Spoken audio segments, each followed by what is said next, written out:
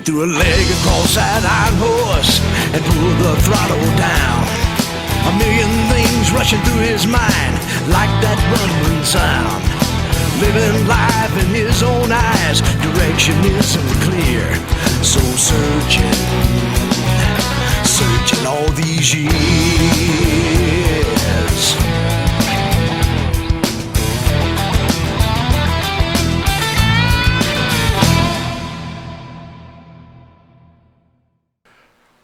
Welcome to Answers from Mars Hill. This is Pastor Ski of the Rushing Wind Biker Church out in Holbrook, New York. And this is our weekly show, Answers from Mars Hill. And a show where we hope to create a conversation, have some dialogue, maybe clear up some misinformation, answer some hard questions about this faith of Christianity and Jesus, life, faith, whatever is on your mind. Well, it's been a crazy weekend coming off 4th of July weekend. It's the fireworks this year was off the charts, and there was just a lot of celebration.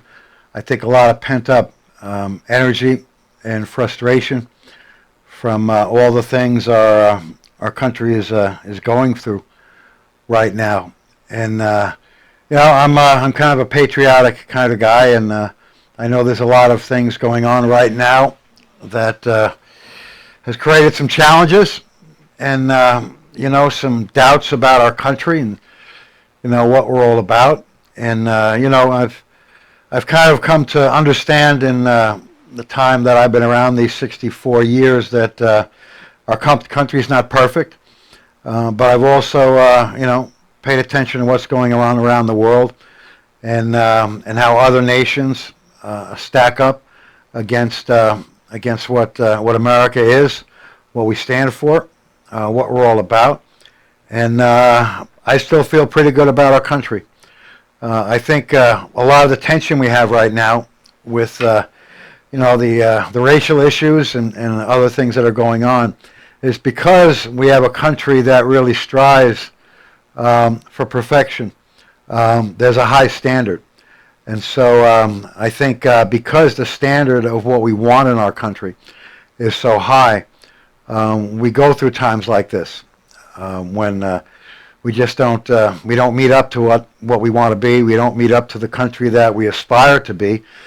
But, I'm encouraged, and I really understand, compared to the worldview and other nations out there, we're still, I think, overall the best opportunity for life anywhere in the world.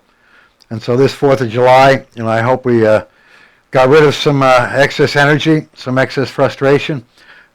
Crazy fireworks display at the house of one of my friends. It was a crazy celebration. And right now we're over here in the East Coast. We're starting to go through a heat wave.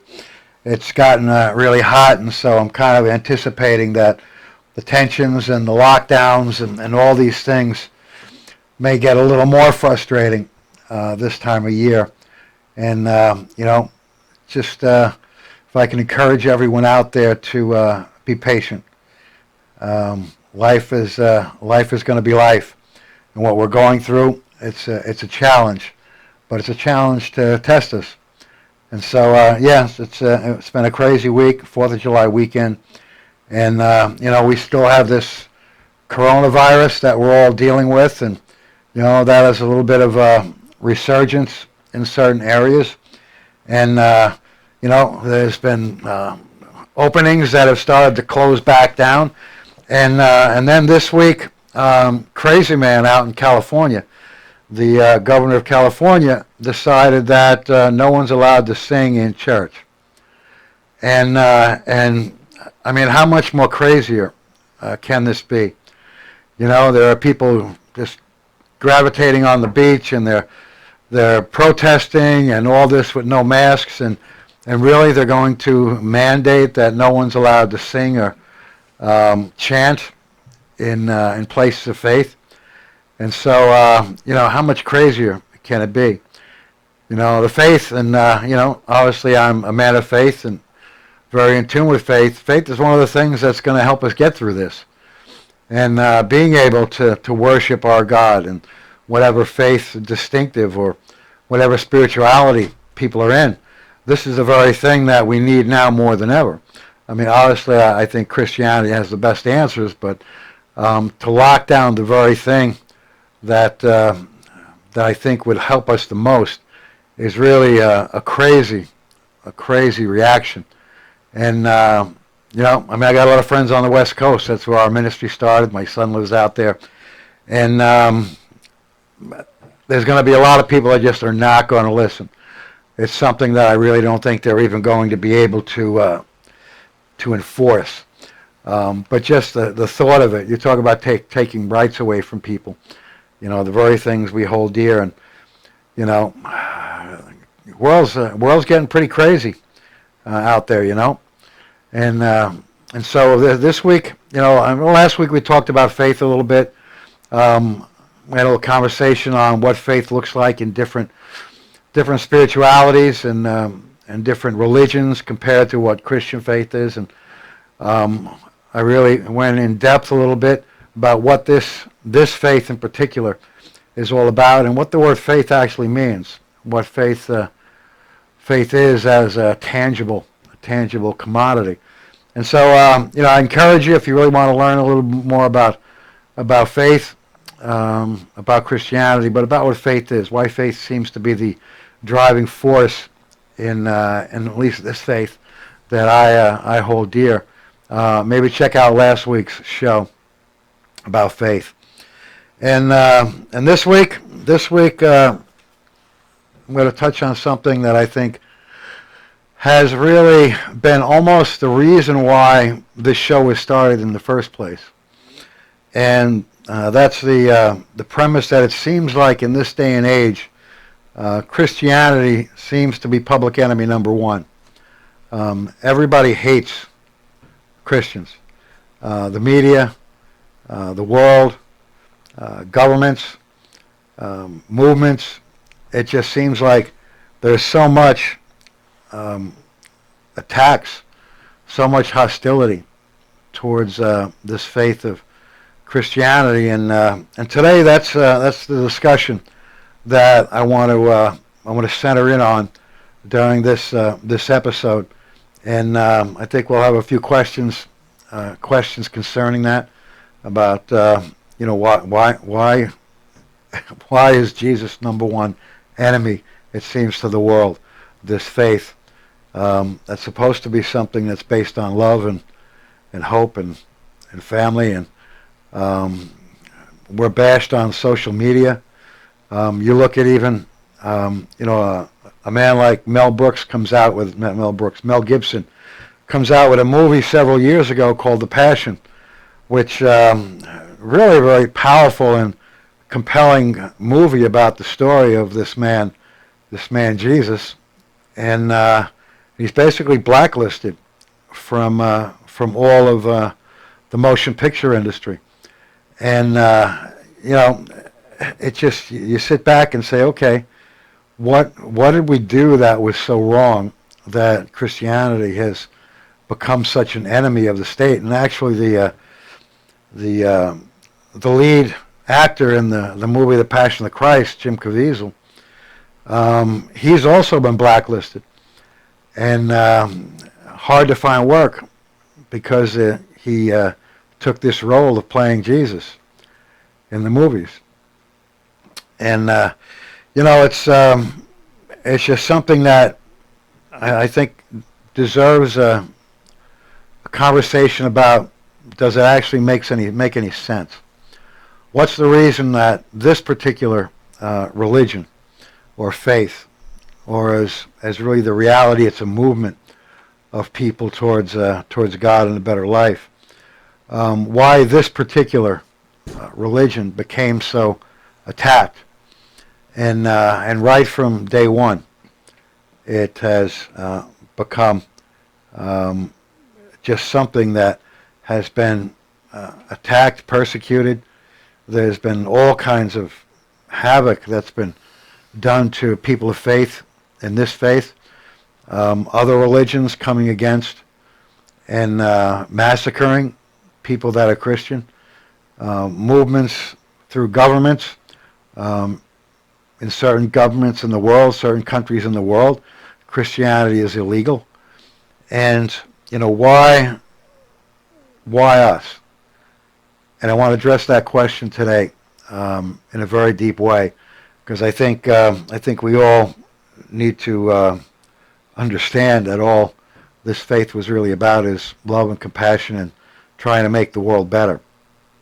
And so, as we move forward in the show, I think we have a question or two that's come in, and I want to, just right now, if anybody has any questions to address on this topic of Christianity, of faith, I want you to start. Well, not start. I want you to email me your questions, your frustrations, your anger, because I want this show continually to be fueled, continually to be done with the questions that you have as the viewers of this show. And so I have an email address. It's called answersfrommarshill@gmail.com. I'm Pastor Ski. Address me the questions on anything that you have concerns with, that you have a hard time swallowing, hard time believing, or even if you're someone of faith and you're struggling. I'd like to maybe do some shows on things that might help people that are in faith to maybe grasp it a little more,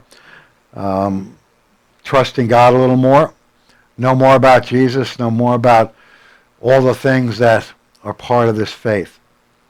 But today, I want to concentrate on maybe the most hated group of people that walk on this planet, and that's those that are part of this Christian faith of all denominations, and I think we're going to come to an understanding of it's not deserved. So after this first break, we'll take some questions and start addressing this premise of the hatred of Christianity.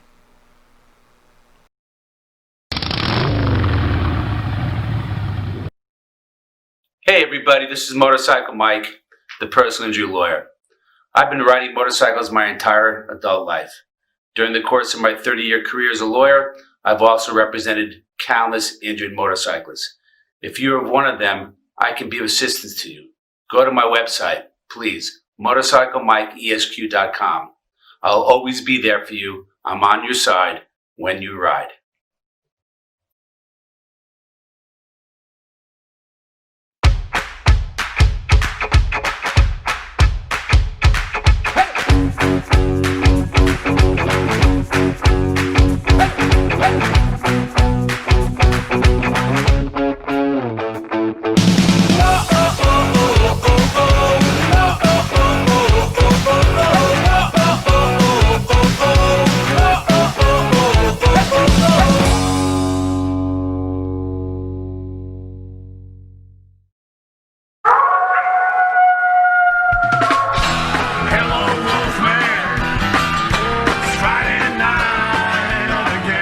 Welcome to Wolfman's Bike of Leather. I'm Kenny the Wolfman Max, and right now I'm going to bring you a brand new jacket in for the ladies.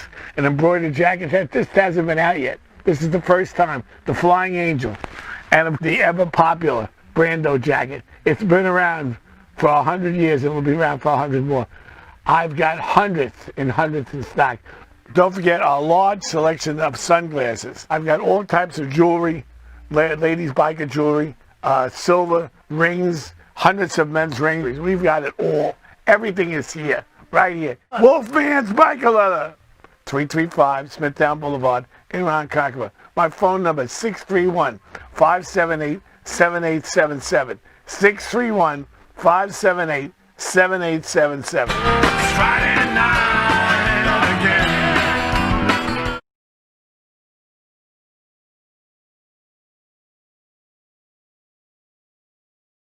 Welcome back to Answers from Mars Hill. This is Pastor Ski again from the Rushing Wind Biker Church and Bikers for Christ Motorcycle Ministry. And today we're talking about the topic of why why Christianity seems to be public enemy number one of really humanity. Why we're so hated. And so I want to bring my producer Bobby in, and I believe he's got something. He's got a question on this particular topic. Okay, yes I do.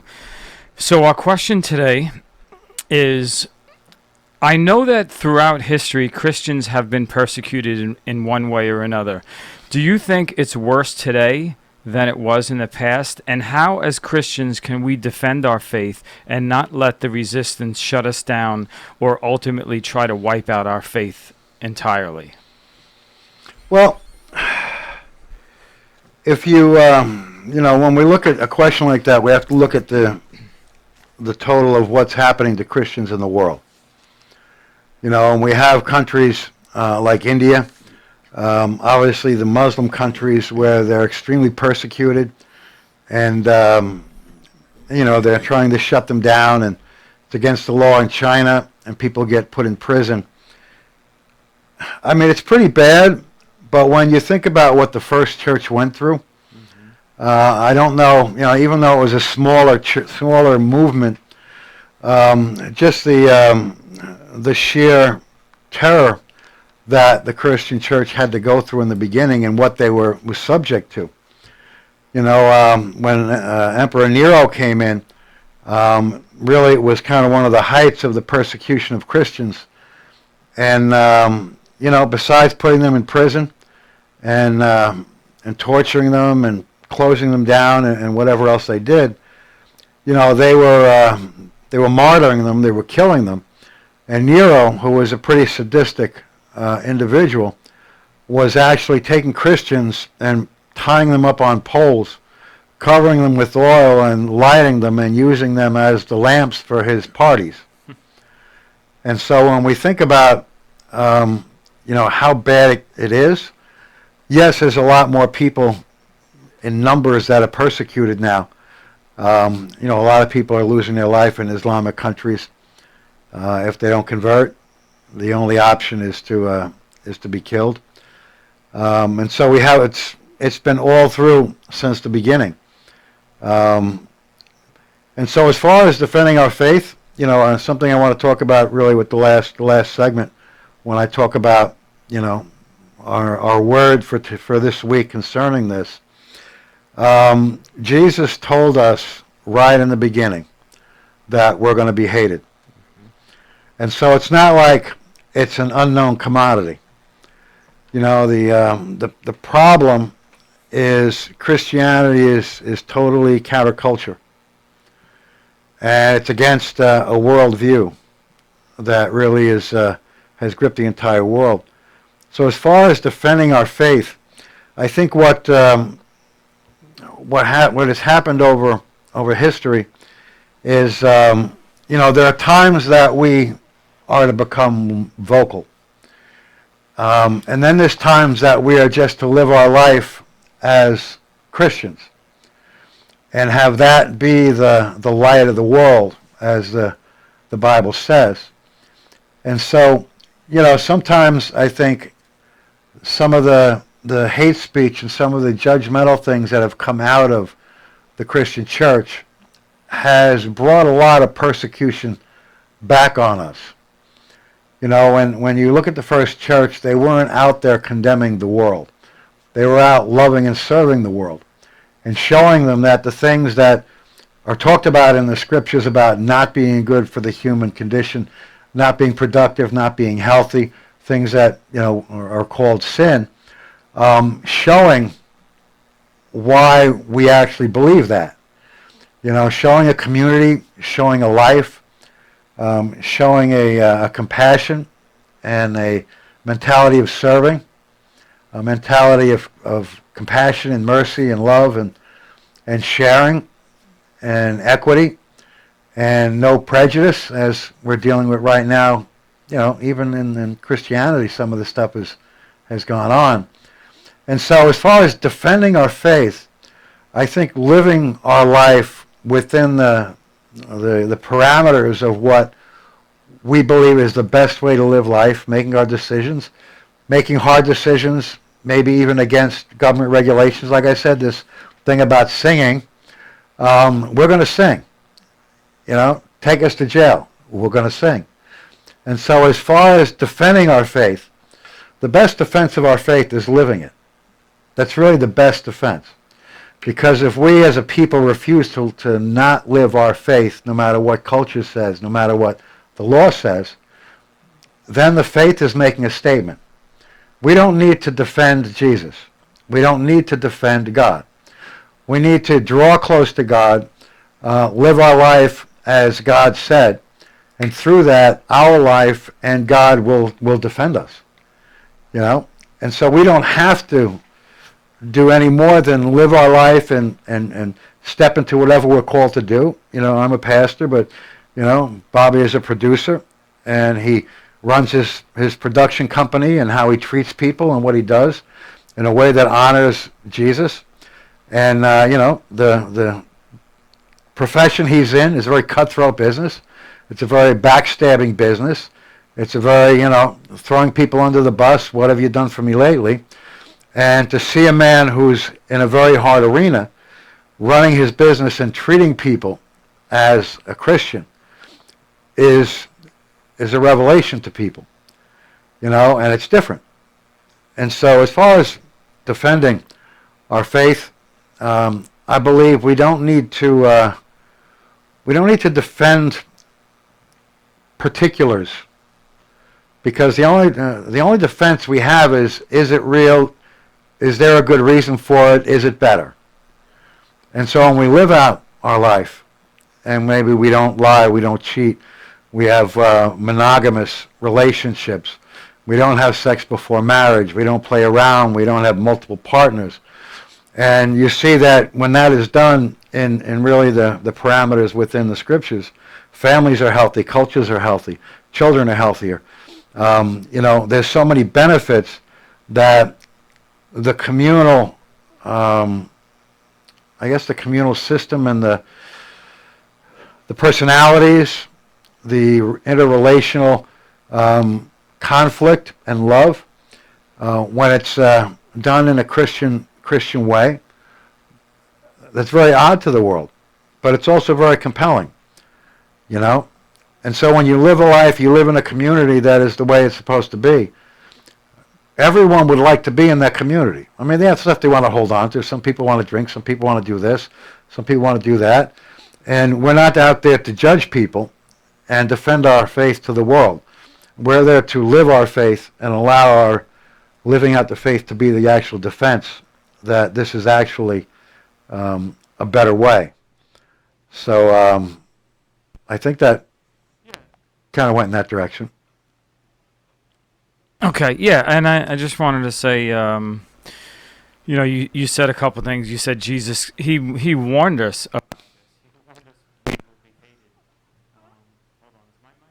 Oh, lost the mic for a second.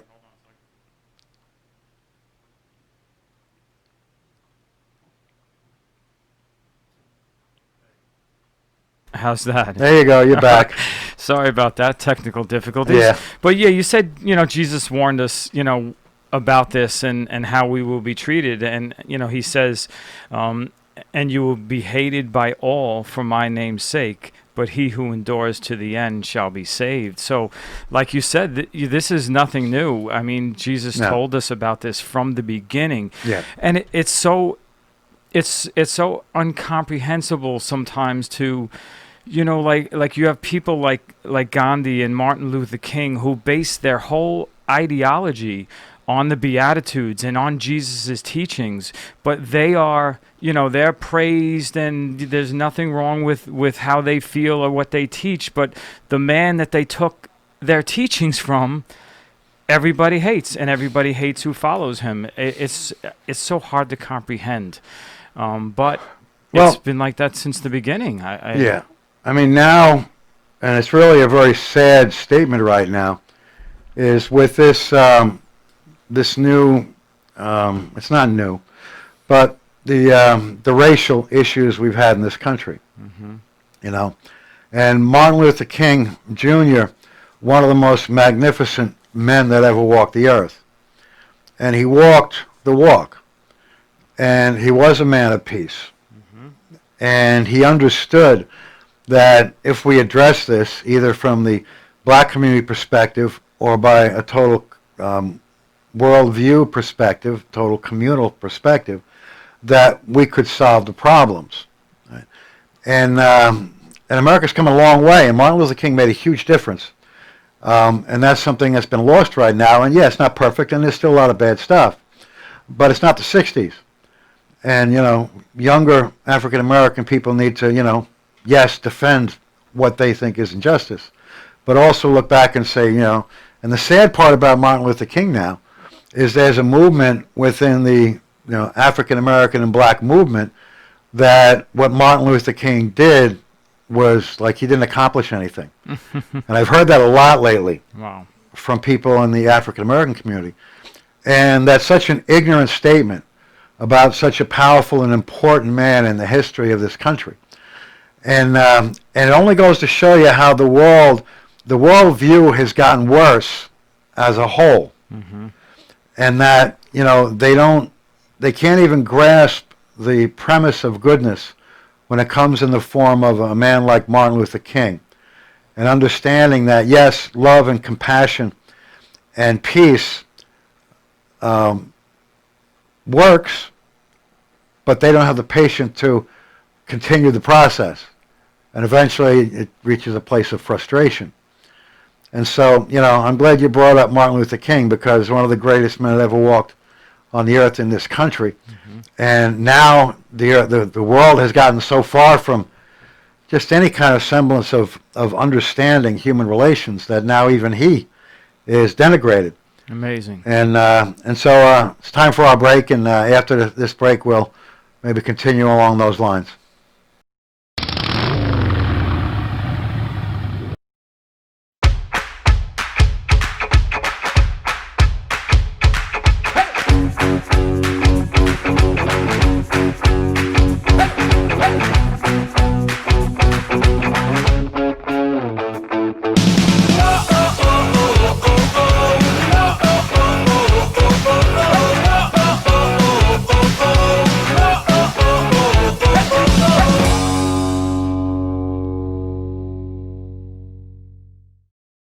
This is Pastor Ski, and I want to tell you about two books that I've written, The Fear of Life and No Sting. The Fear of Life is my journey of faith and how I lived in fear for close to 35 years and how God took me out of it. No Sting is about my battle with cancer and my victory through God over it. And if you're interested in any of these books, go to barnesandnoble.com, amazon.com, and also zulonpress.com. Go to the bookstore. And again, I want to thank you for your support.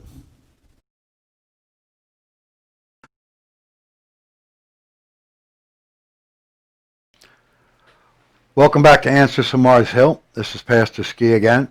And we're in the middle of a discussion on why Christianity is a faith, a religion that seems to be public enemy number one to the world. The world system, governments, other faiths, everything just seems to be just an animosity towards people that are in this faith, towards the very faith of Christianity, and so we've been talking about that, and we want to continue that discussion, because I think it's in this, especially this day and age, it's important to kind of find out why people hate us, so that they don't hate us, and maybe they might listen once in a while.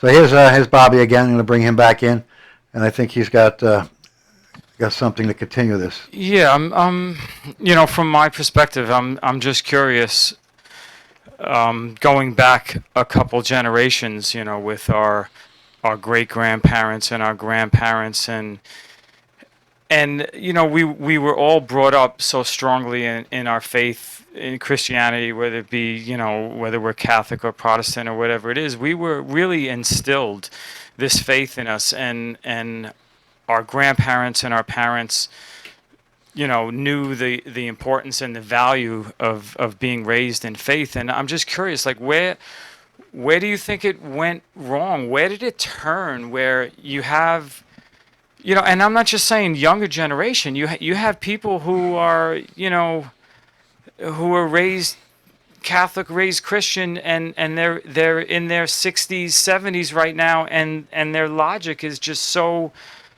anti-Christian, from the value of life, their views on abortion, and I struggle to, like, where did it go wrong? Where did it make that turn left? I would love to hear your opinion. I mean, because at one point something happened, and I'm curious. Where do you think it turned? I think that question has, as far as that creating the animosity towards our faith, the faith of Christianity, I think that has played a part in it. But our country, you go back 1 or 2, 3 generations, and a lot of those generations, either them or their parents, they came from other countries that had a faith. Majority, I think, were Catholic, that came to our country from countries like Poland and Italy, and a lot of the European countries, and even Hispanic countries. Although there's some big movements of Pentecostalism in the Spanish countries.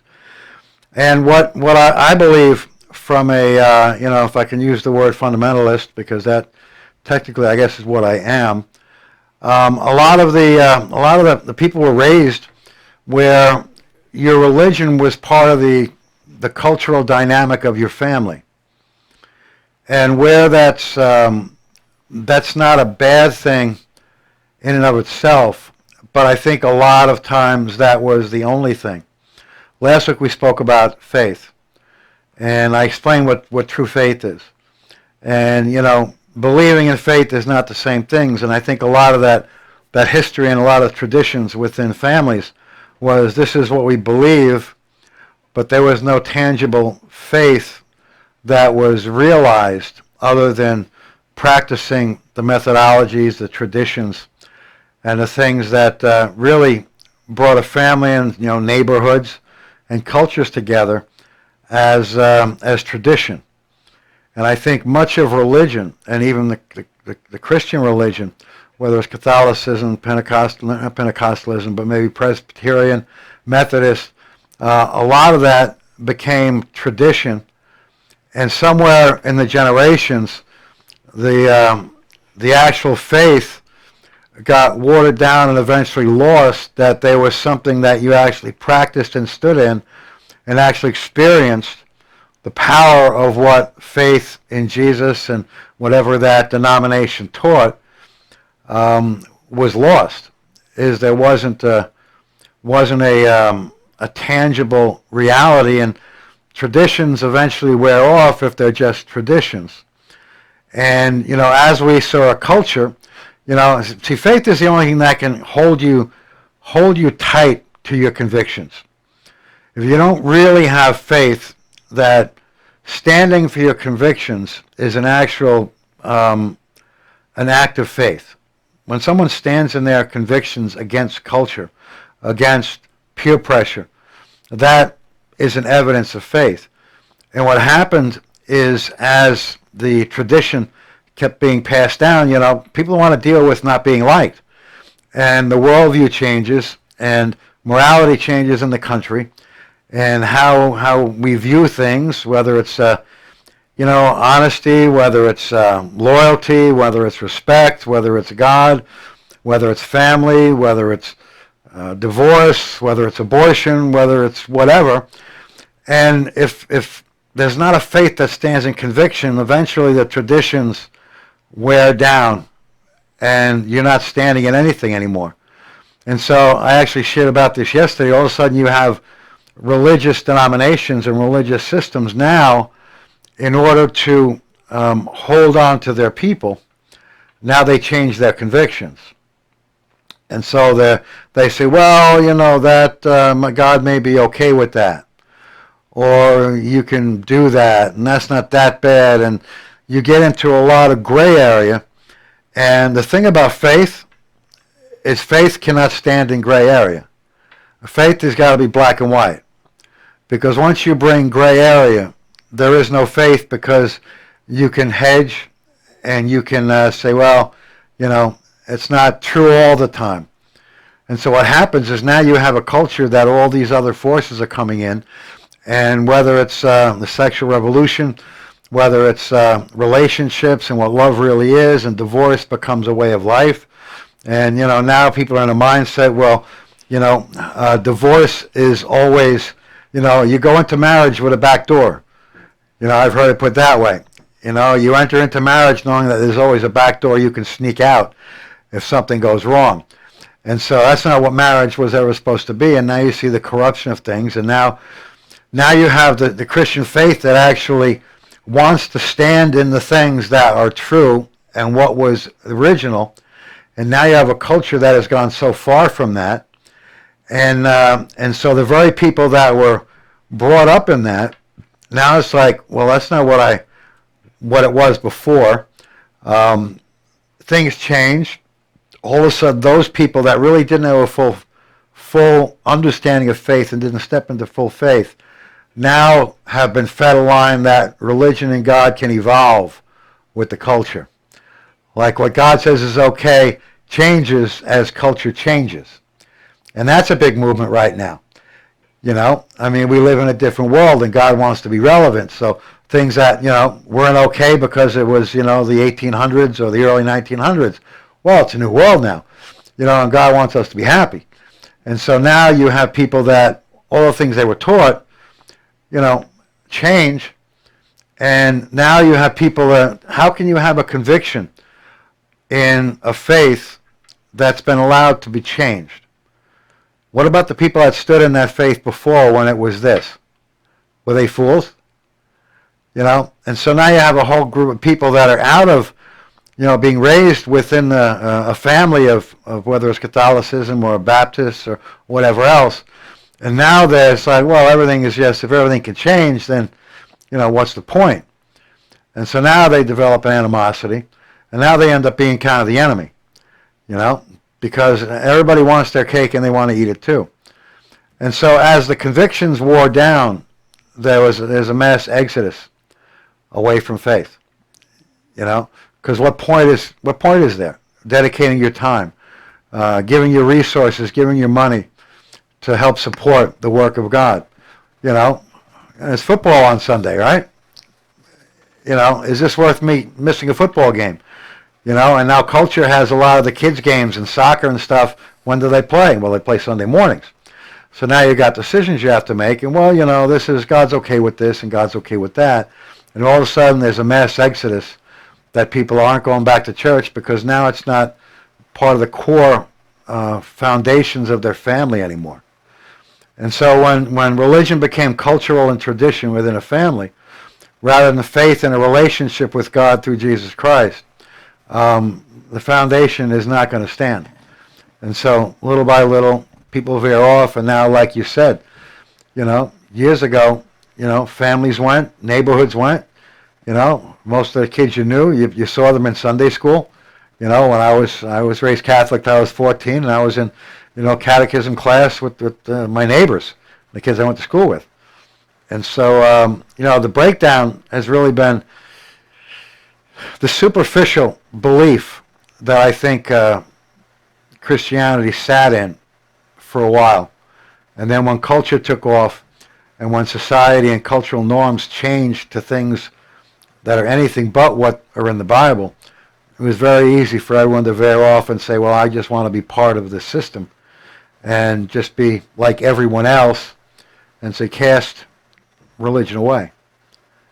And so that's, not actually the short version, but it's not the whole version of why that happened. And that in itself, I deal with a lot of angry people that were raised in a Catholic church, a Pentecostal church, and now it's now there's hate because it wasn't what they were told, and so it's very challenging, trying to explain to people, what real faith is. That's last week, and again last week we really dove into that, and this faith of Christianity, this movement of Jesus Christ, needs real faith. One of the reasons, which I'm going to talk about in our last segment, is because we will be hated. The world's going to hate us. And if we don't actually have a faith that's tangible, like I said last week, faith is the substance of things hoped for, the evidence of things unseen. There's evidence, there's substance to real faith. When everyone hates you, that is what gets you through. So anyway, we're back from our sponsors. Last segment of the show, and this is going to be the word of the week on Public Enemy number 1, the Christian Church. Hey everybody, this is Motorcycle Mike, the personal injury lawyer. In addition to representing injured motorcyclists for over 30 years now, during that same time, I've represented countless car crash victims and construction workers injured on construction sites. If you need my assistance, go to my website, motorcyclemikeesq.com.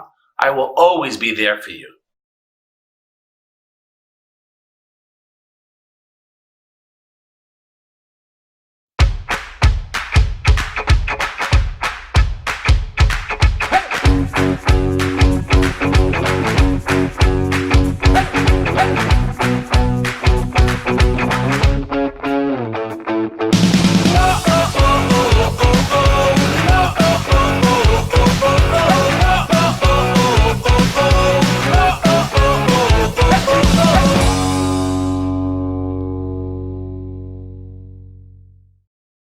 This is Pastor Ski, and I want to tell you about 2 books that I've written, The Fear of Life and No Sting.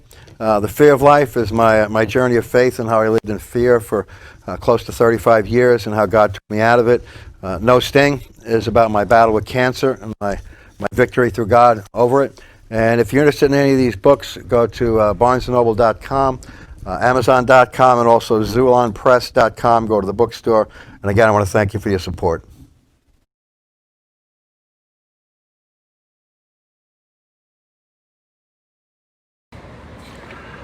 Welcome back to Answers from Mars Hill. This is Pastor Ski, and we've been talking about Christianity, public enemy number 1. This faith that I'm part of and I've given my life to. I take a lot of criticism. I take a lot of mocking. I have people out there that they like to make fun, and and these are my friends. And there are other people who are a little more violent, a little more opinionated about what they think about this faith of Christianity. And, the question we've been trying to deal with on this show, as me and Bobby are having conversations, is why does the world hate Christianity?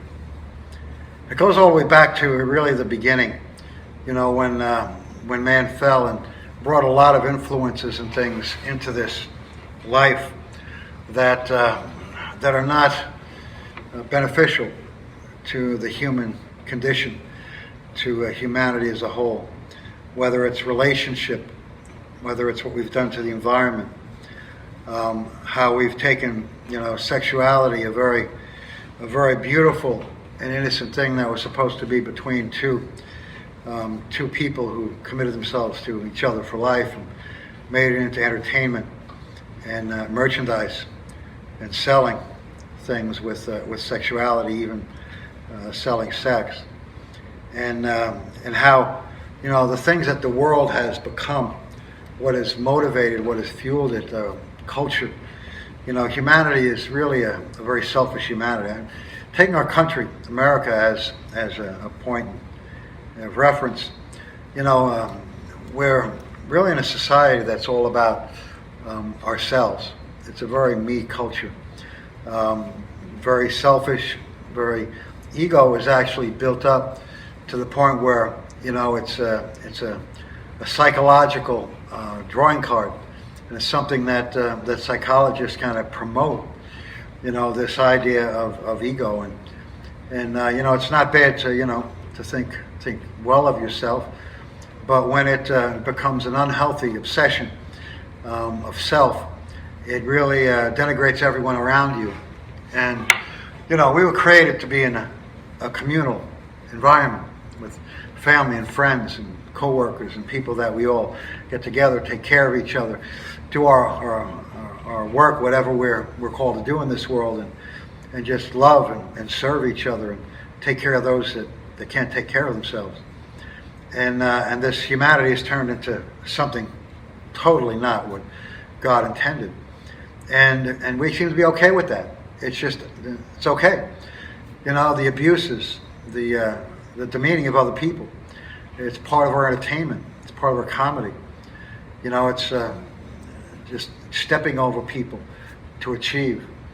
Relationships, disposable marriages.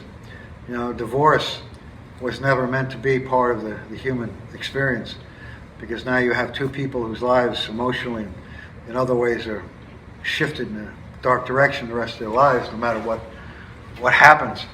And relationships seem to be experimental and not lifelong. And it just has created a society that is just so out of control. We can't love each other. We hate someone because of the color of their skin, because of how they talk. Somebody who sits in a restaurant next to someone who makes a lot more money, just there's a class thing, and they look down at people, and then there's envy, and there's all these things that have become part of the world system. And so, that system hates what Jesus came to try to recreate and to bring us back to, what God intended. Because we all want ours. And so, yes, when people hit a hard place, we know that Jesus is a friend of sinners. And so Jesus will affect one person at a time, but when a movement begins, as it did in the beginning, people get antsy, they get afraid that this is going to wreck the whole world system. Jesus himself actually warned us when he first came. He told his 12, he said in John chapter 15, he said, if the world hates you, you know that it hated me long before it hated you. If you were of the world would love you, because the world loves its own. But because you're not of the world, and because I chose you out of the world, this is why the world hates you. And so the reason that Christians are hated, and Christianity is hated, I think more so than Christians, because a lot of Christians, they're nice people. But the movement of trying to change a culture that is so me-driven, so egotistically oriented, so sexually oriented, that has become, this is what we are, this is what we like, why mess with it? And we don't see how it really damages so many levels of humanity, individuals. That's why we're in a culture of drugs and medication and antidepressants, and we're going through all this stuff because of what our culture and our world system has become. You can't have a selfish and self-serving, sexual, just sexually immoral culture without it using people, abusing people, and creating a wave of depression, and we have suicides, and we have all these things that really Jesus just came to kind of heal our culture. And so as believers, we're not supposed to go along with that. We're not supposed to go out and judge people. We're supposed to show people a better way and not get absorbed into that culture.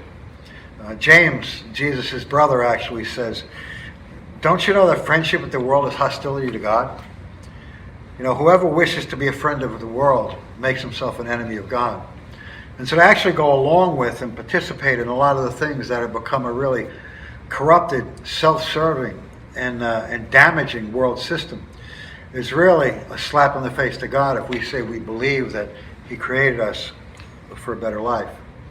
It's funny, in that first church there are moments where, Paul at times, all he wanted to do was go into a synagogue and preach why Jesus came to bring us faith, love, and hope, and to bring a better society and free people, and free those who are oppressed, and free those who are being used. Spiritually, for the most part, getting rid of the darkness that they had to live in. People that had all kinds of broken things in their life and how to rise above that. And so Paul would go into synagogues and he would preach on just the love of God, faith in Jesus, and how it heals the human condition. And he'd be thrown out of churches. He was stoned at one point and left in the street to die.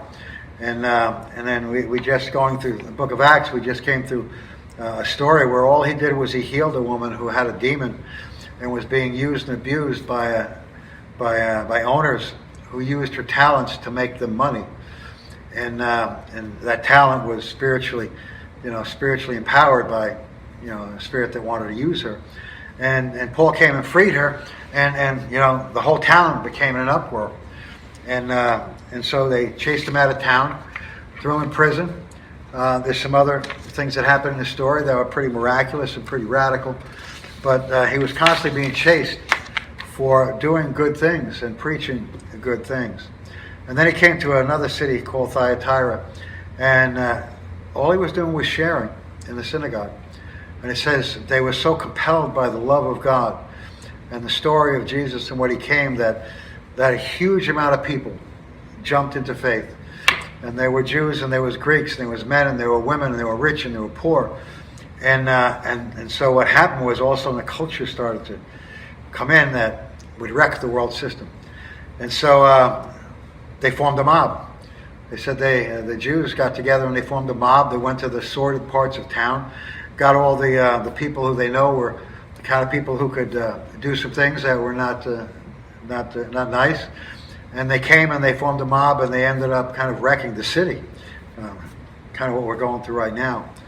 But anyway, they came and they complained to the officials, and they said, in the one translation it says, these men who have upset the whole world have come here too. But of all the versions of the Bible, the one I think says it the best is the Message paraphrase, and says the people who are out to destroy the world have come here also. And that's why they were hated. They were there to destroy the world. And so, what's the purpose of Christianity? It's to destroy the world system. It's to destroy the world that is really empowered by abusing people, taking advantage of people, just heartache and depression, and chaos and destruction and death and misery.